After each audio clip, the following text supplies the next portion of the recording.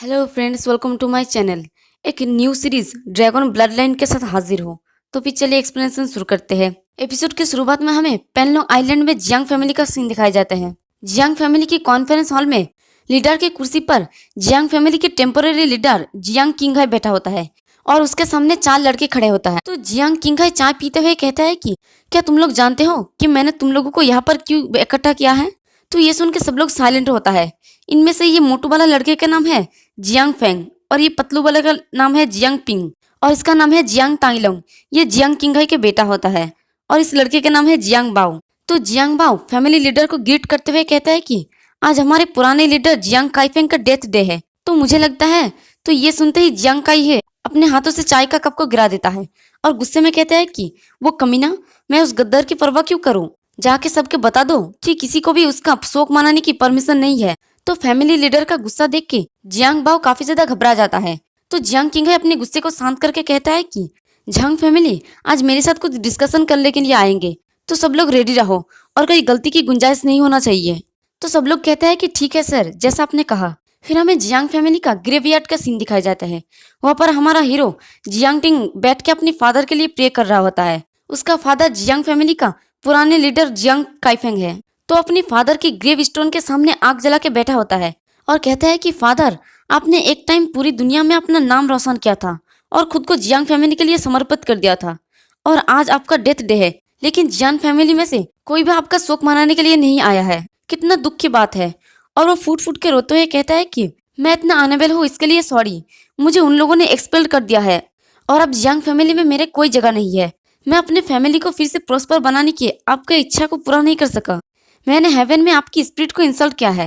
और तभी वहां पर किसी का परछाई दिखाई देते हैं। तो ये देख के जियांग टिंग पीछे मुड़ता है तो देखता है कि ये जियांग पिंग है। वो ग्रेव स्टोन के सामने अपने हाथों को जोड़कर कहते हैं कि अंकल जियांग, आपको गए हुए 1 साल हो गया है, लेकिन ऐसा लगता है कि जैसे ये कल ही हुआ है। आपके साथ जो कुछ भी हुआ वो अच्छा नहीं था। तो जियांग टिंग उसे यहाँ पर देखकर काफी ज्यादा खुश हो जाता है और उसे शुक्रिया करता है। तभी जियांग पिंग अपने असली रंग दिखाते हुए कहता है कि ऊपर वाले ने जो किया वो सही किया। ये सुनते ही जियांग टिंग को एक झटका लगता है और वो कहता है कि तुमने क्या कहा। तो जियांग पिंग ग्रेव स्टोन के सामने जो खाना रखा होता है उसके ऊपर पैर रखते हुए कहता है कि तुम्हारा फादर एक गद्दार थे, वो दूसरों का मेमोरियल डिजर्व नहीं करता। और वो हंसते हुए उन खाने को गिरा देता है और कहता है कि उसने जियांग फैमिली का रेपुटेशन डिस्ट्रॉय कर दिया है। तो ये सुनते ही जियांग टिंग को काफी ज्यादा गुस्सा आ जाता है और वो अपने हाथों में पावर का गैदर करके जियांग पिंग के ऊपर पीछे से वार करते हुए कहता है कि तुम बहुत दूर तक चले गए। तो उसके अटैक को अपनी तरफ आते हुए देखकर जियांग पिंग आसानी से उसके अटैक को ब्लॉक कर लेता है। ये देख के जियांग टिंग हैरान हो जाता है और जियांग टिंग मजाक उड़ाते हुए कहता है कि तुम्हारा ब्लड लाइन बहुत बेकार है। और वो अपनी ब्लड लाइन जो एक बुल का ब्लड लाइन है उसे एक्टिवेट करता है। तो उसके पीछे एक बुल अपीयर होता है और उसकी प्रेशर की वजह से जियांग टिंग कमजोर हो जाता है। ये देख के जियांग पिंग कहता है कि जियांग टिंग, तुम तो बहुत ही ज्यादा कमजोर हो, तुम अपने फादर के बिना कुछ भी नहीं हो। और वो उसे पीछे की तरफ फेंक देता है और कहता है कि यह है ब्लड लाइन की असली पावर। और जियांग टिंग सीधे एक टूटे हुए ग्रेव स्टोन की तरफ जाता है और उसे टक्कर लग के वो ग्रेव स्टोन आधा टूट जाता है और जियांग टिंग के मुंह से खून भी निकलने लगता है। और जियांग पिंग उसके डैड के ग्रेव स्टोन के ऊपर हाथ रखते हुए कहता है कि ओल्ड कमीने, अपने प्यारे बेटे को देखो, वो कितना यूजलेस है। यह जियांग टिंग की फादर और मदर दोनों के ही ग्रेव स्टोन है।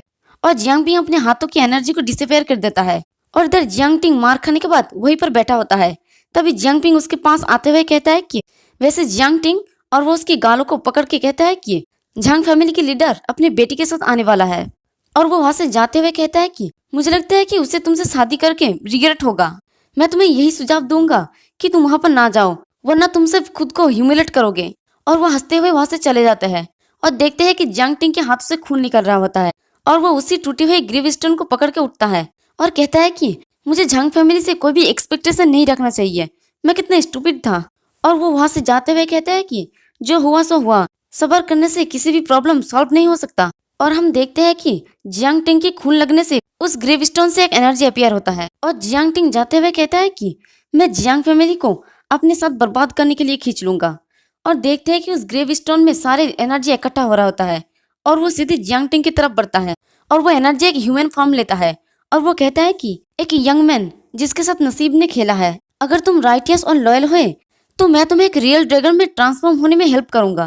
तभी जियांग टिंग पीछे मुड़ के उस ग्रेव स्टोन की तरफ देखता है और सोचता है कि ये फीलिंग कैसा है, शायद मैं कुछ ज्यादा ही सोच रहा हूँ। और वो आगे बढ़ जाता है और वो सारे एनर्जी जियांगटिंग की बॉडी में एंटर हो जाता है और जियांगटिंग जाते हुए कहते हैं कि मुझे माफ करना जियांग फैमिली के मिस्टर, जिसका नाम मैं नहीं जानता।